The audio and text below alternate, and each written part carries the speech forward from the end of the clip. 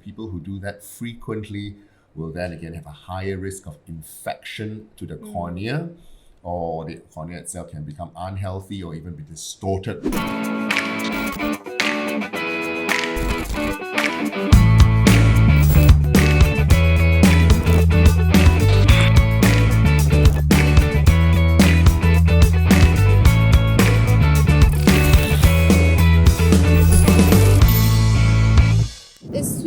Or sleeping with contact lens on harmful? So what happens when a contact lens really get lost in the eyeball?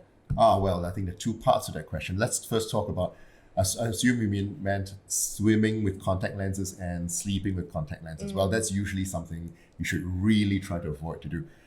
Again, we come back to let's talk about sleeping with contact lenses. The same thing, we're talking about oxygen permeability. When you wear the contact lens on your eye to go to sleep, it actually prevents, again, oxygen from getting to the eye. And people who do that frequently will then again have a higher risk of infection to the cornea, or the cornea itself can become unhealthy or even be distorted, resulting in blurred vision that may take sometimes up to a month to settle down. Now, swimming with contact lenses is a different issue. Swimming with contact lenses actually traps the water, can actually trap the water between the contact lens and your cornea. Now, that's where the water comes into play, especially if you're swimming in dirty water that could be not very clean. For example, the sea, the river. Some people may swim in the lakes, especially freshwater lakes, even the swimming pool for that matter. Even though it's chlorinated, sometimes there are all kinds of bugs there.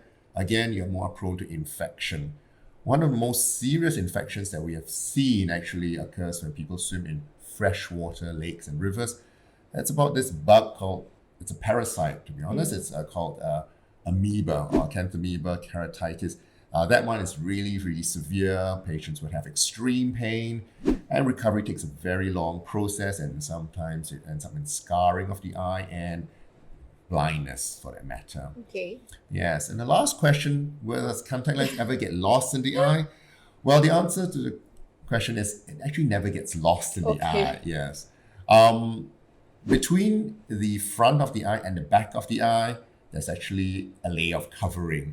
So it cannot disappear into the back of your eye.